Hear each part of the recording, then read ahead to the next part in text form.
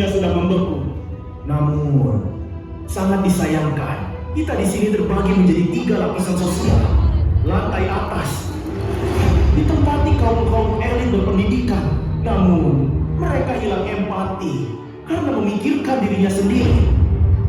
Kemudian di kelas 2 diisi distrik kelas menengah. Mereka hidup berkecukupan, namun mereka terlalu sibuk dengan pekerjaannya masing-masing. Dan yang terakhir adalah kelas bawah, merupakan orang-orang dengan tingkat kehidupan yang jauh di bawah rata-rata. Mereka bekerja untuk menghangatkan kita semua agar tidak membeku akibat cuaca ekstrim di luar sana. Kita tidak bisa hanya diam melihat semua ketidakadilan ini terjadi. Kehidupan tidak bisa dinikmati dengan memanfaatkan manusia lainnya. Setiap manusia berhak atas kenikmatan yang Tuhan berikan.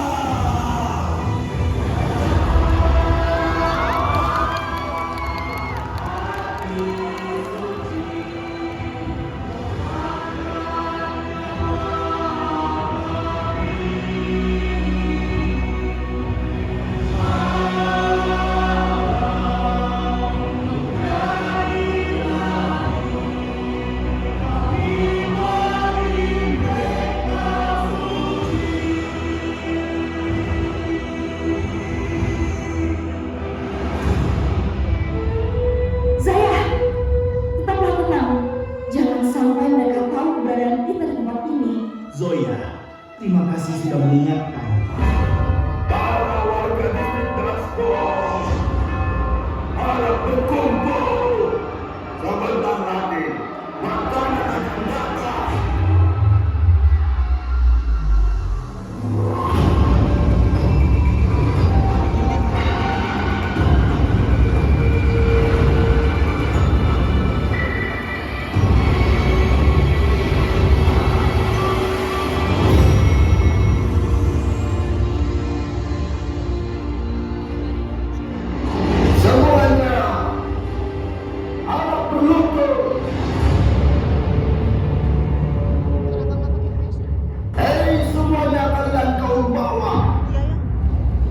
Makanan yang dibagikan tidak sama seperti biasanya, dan makanan mungkin akan kembali dikirim lagi di bulan November.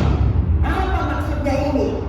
Kita di sini hanya makan makanan yang dikirim dari kalian.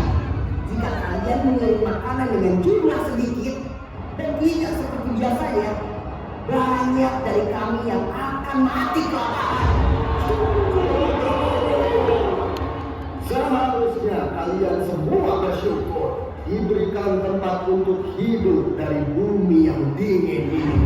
Kami kaum atas sudah memberikan kalian hak untuk hidup di tempat ini. Jangan banyak mengeluh. Ambil makanannya atau kami buat semuanya.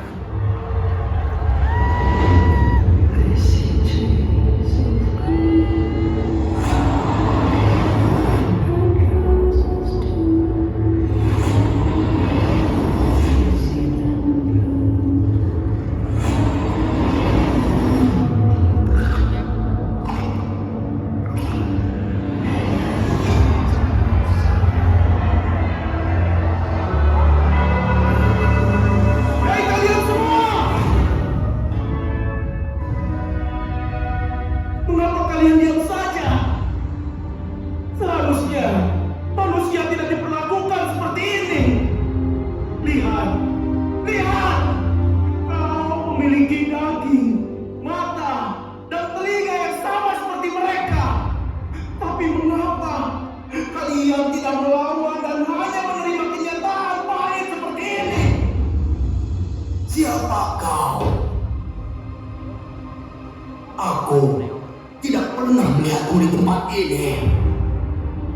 Mengenal apa yang kau bicarakan tadi. Kamu semua serahkan kepada yang menciptakan. Menerima kenyataan adalah satu-satunya hal yang bisa membuat kami bertahan hidup seperti ini. Apa yang bisa kami lakukan? Apa dengan melawan mereka kehidupan kami akan berubah? Maka daripada itu, kehidupan setiap orang sudah ada yang mengatur. Anak muda, apakah kau mau menggunakan sepatu di kepalamu?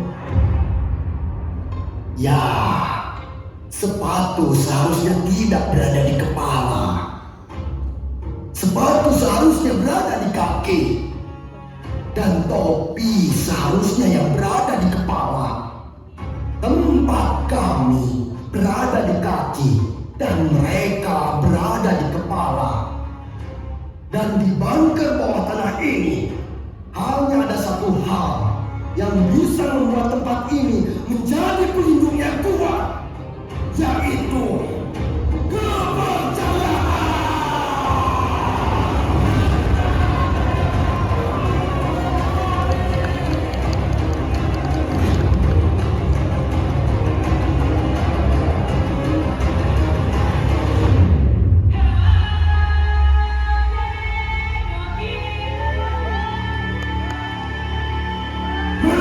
Mesin ini adalah sistem kepercayaan bagi kita. Kita harus menjaga mesin ini agar selalu menyala. Tanpa mesin ini, mungkin kita sudah mati kedinginan. Mesin inilah yang membuat kita tetap hidup.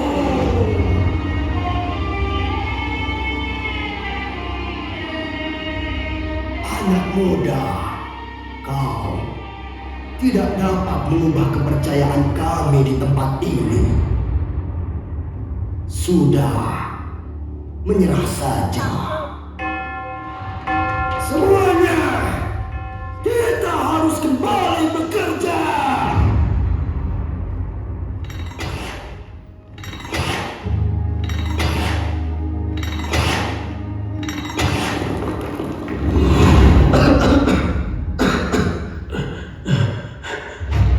Batuknya mengeluarkan darah.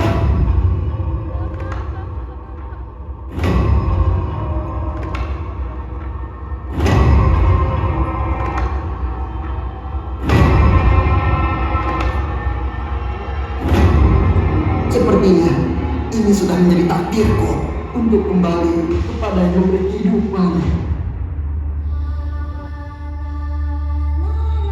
Pengorbananmu akan menjadi berkah bagi kita semua.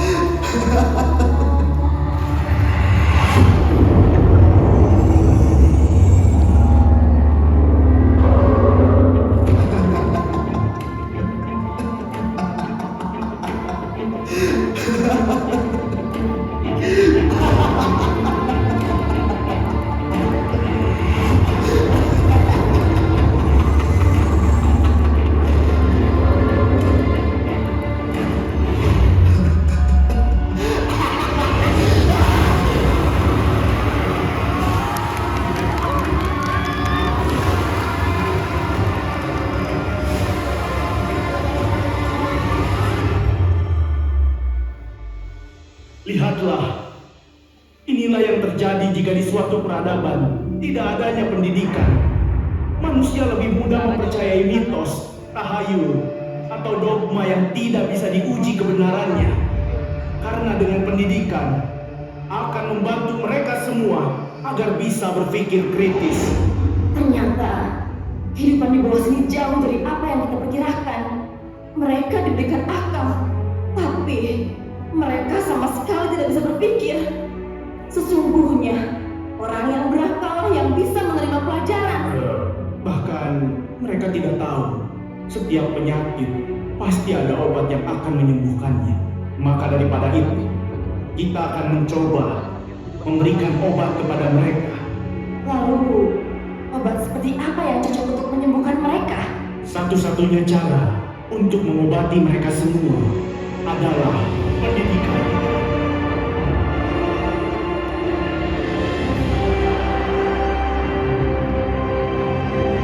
Itu orangnya, kami tidak mengenalinya sama sekali. Hei anak asing, kau berasal dari mana? Sepertinya mereka mengetahui keberadaan kita.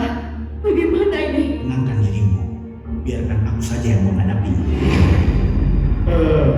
Aku berasal dari atas. Haram bagi kami untuk menerima kaum kafara sepertimu berada di tanah suci ini. Hentikan! Sang penciptalah yang memutuskan hukuman apa yang pantas untuk diberikan. Siapapun yang melanggar akan mendapatkan konsekuensi yang sepadan. Beri aku waktu untuk berbicara padanya. Tidak. Petua, aku belum siap. Aku belum siap untuk menyerahkan hidupku pada Sang Pencipta. Suamiku, aku yakin kau pasti akan bahagia. Kita akan bertemu lagi di kehidupan selanjutnya bersama anak kita nanti. Namun tidak sesingkat ini. Petua, apakah aku berhak untuk memilih kapan aku akan mati? Aku ingin hidup bahagia dan aku ingin melihat kelahiran anakku yang pertama. Setiap kehidupan sudah memiliki aturan. Dan aturan itulah yang memberikan kita kehidupan. Dengan mengorbankan nyawa, maka akan memberikan kebahagiaan bagi semua orang di sini, termasuk istri dan anakmu. Apa yang kau maksud? Aturan apa yang menuntut kepatuhan buta dan tidak mendasar seperti itu? Berikan aku waktu 1 minggu. Aku berjanji untuk bisa menyembuhkannya. Benarkah? Sebenarnya aku juga memiliki penyakit yang sama. Apakah kami memiliki hak seperti itu? Tidak mungkin. Sang Pencipta tidak pernah salah. Ketaatan yang kita lakukan selama ini yang menyelamatkan hidup kita. Jika aku gagal, aku akan menerima hukuman paling berat di tempat ini. Namun, jika aku berhasil, berikanlah kesempatan untuk bisa tetap hidup. Bagaimana? Jangan pernah mengingkari aturan yang sudah dijalankan secara turun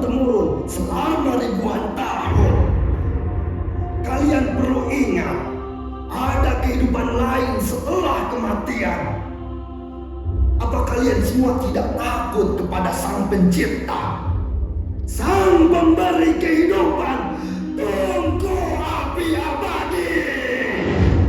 Tapi, apakah Sang Pencipta tega melihat hambanya menderita? Tidak ada satupun hamba yang diberikan beban di luar kemampuannya. Dan sesungguhnya, Sang Pencipta tidak akan menzalimi seseorang walaupun sebesar zarah sekalipun.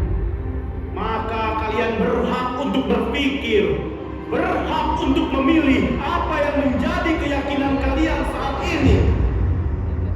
Jika aku berhasil menyembuhkannya, itu bukan karena aku yang menyembuhkannya, tapi atas izin Sang Pencipta.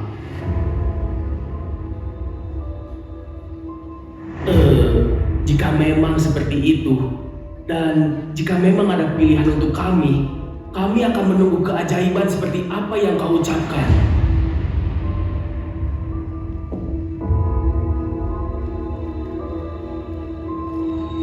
Aku tahu kau berasal dari atas, tapi kau tidak pernah tahu apa fungsi aturan ini diciptakan.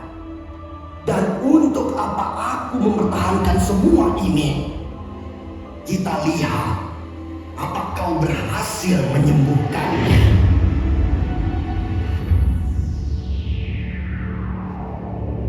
Tuan, kemarilah.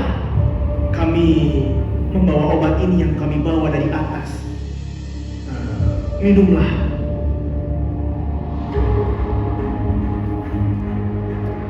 Baiklah, kami akan meminumnya.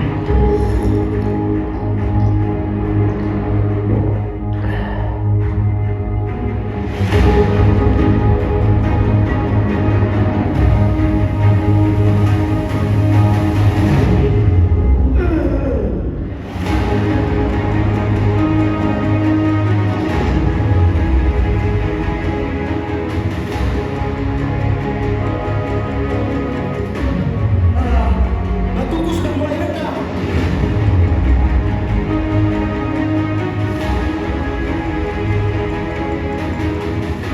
Aku sudah mulai bugar.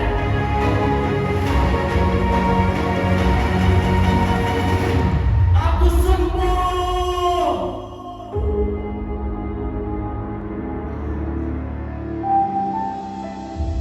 Bagaimana kau bisa tahu cairan itu dapat menyembuhkan penyakit ini? Sebenarnya, dari sebuah buku yang telah kubaca, dalam buku itu tertulis ada salah satu hewan kecil yang mengeluarkan cairan kuning kental dari perutnya. Hewan tersebut memakan saripati bunga yang merupakan sebuah obat agar bisa menyembuhkan segala penyakit bagi manusia. Dan hewan itu disebut lebah.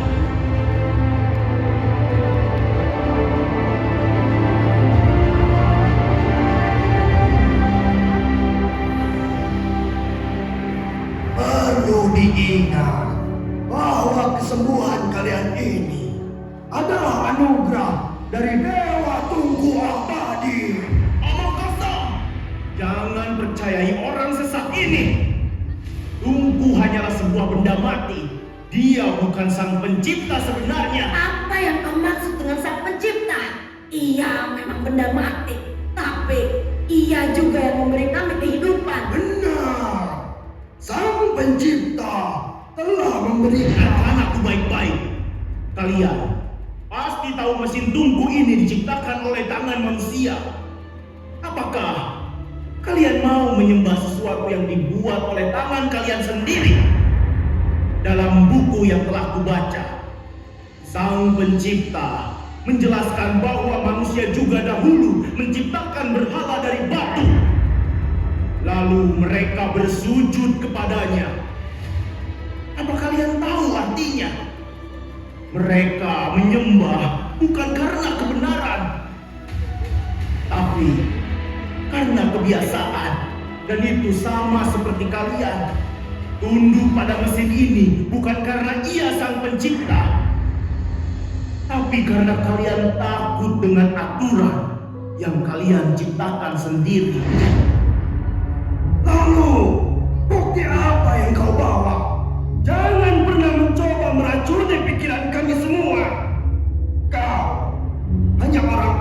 yang tidak tahu apa-apa. Namun, menurut sebuah buku yang kita baca, kita selalu percaya bahwa ada Sang Pencipta yang menciptakan seluruh alam semesta ini. Ia bukanlah sebuah benda, bukan juga manusia. Sang Pencipta tidak beranak dan tidak pula diberanakan. Dan tidak ada satupun yang setara dengannya. Lalu, siapa pencipta sebenarnya? Omongan siapa yang harus kami percaya? Kalau begitu, mari kita buktikan dengan mematikan tungku api abadi yang kalian sembah selama ini. Kita lihat apakah Tuhan kalian mampu menyelamatkan kalian semua, dan apakah ternyata jika aku matikan tungku api ini, kita akan baik-baik saja. Berarti Tuhanku masih ingin menyelamatkan kita semua di sini. Jangan coba-coba, atau kalian akan merasakan akibatnya. Ayo semuanya, beranilah kita matikan tungku api itu. Lakukan. Dasar bodoh, apa yang kau lakukan? Kita semua bisa mati kedinginan. Jangan dengarkan dia. Beritahu bagaimana mematikannya. Atau kita tidak punya jawaban sama sekali. Turunkan dua tuas itu secara bersamaan, maka tunggu akan mati. Bantu aku saya.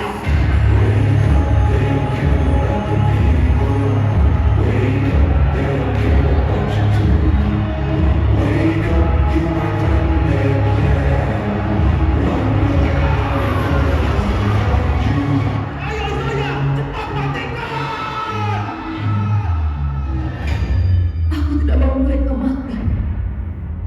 Ini resiko besar, saya. Aku tak berani jika mereka mati hanya karena rasa penasaran kita. Apa yang kau lakukan saya? Tangkap orang itu yang mencoba membunuh kita semua.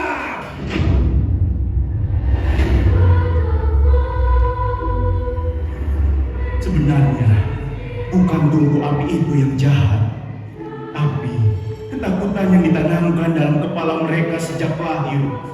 Ilusi warisan yang tumbuh dari sekolah-sekolah tanpa buku, dari guru-guru yang hanya tahu cara membungkam. Bakar dia. Dalam dunia yang memuja ketidaktahuan, pendidikan adalah bentuk pemberontakan paling berbahaya. Dan aku adalah nyala pertama dari pengetahuan yang mereka coba padamkan. Aku mohon, matikan saya!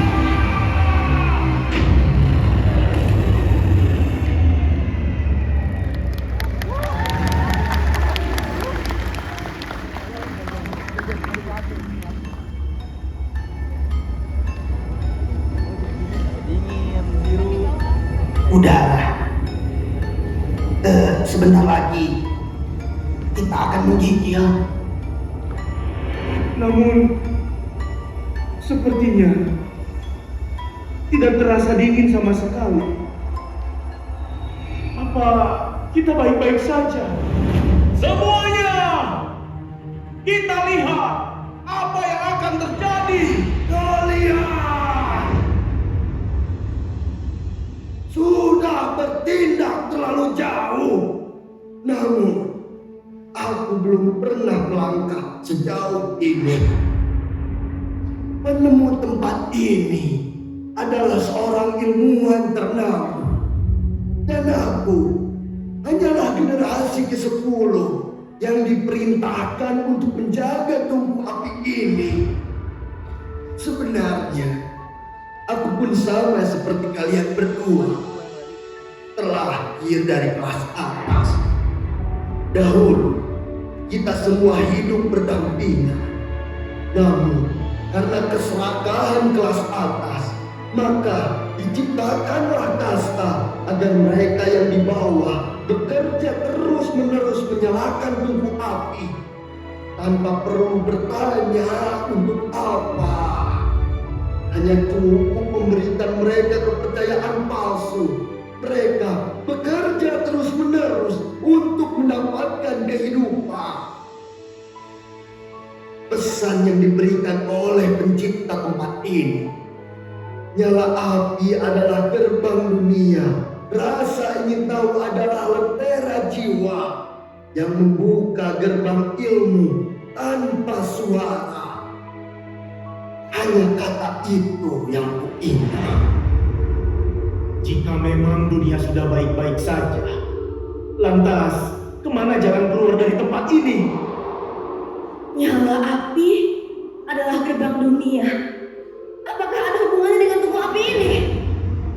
Di dalam tubuh ada kunci kombinasi huruf berjumlah 15. Dan kebetulan hanya bisa dimasuki ketika nyala api padam. Ayo semuanya, bantu aku untuk membuka pintu gerbang tubuh api ini.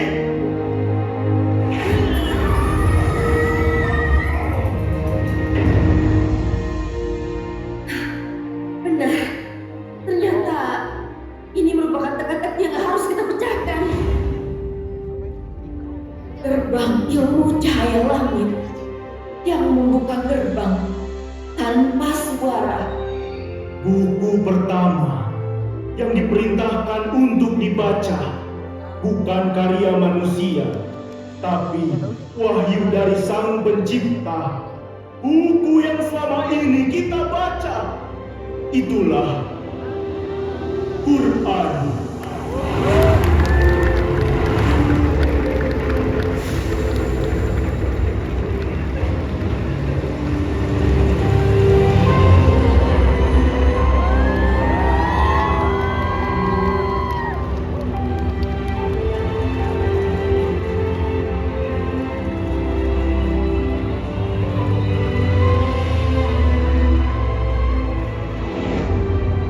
Apa artinya pendidikan jika tidak ada rasa ingin tahu? Tanpa bertanya, seperti diam dalam gelap. Padahal semua penemuan besar berawal dari pertanyaan kecil. Apa? Mengapa? Di mana? Kapan? Siapa? Bagaimana? Pertanyaan-pertanyaan itu ibarat cahaya yang menembus kegelapan. Tapi aku belajar dari apa yang telah kubaca. Aku tahu madu bisa menyembuhkan. Tuhan tidak beranak dan tidak diperanakan. Kita semua setara dan ilmu bisa mengangkat derajat manusia. Namun sayangnya banyak dari mereka yang enggan untuk membaca. Padahal buku ini sudah lama ada.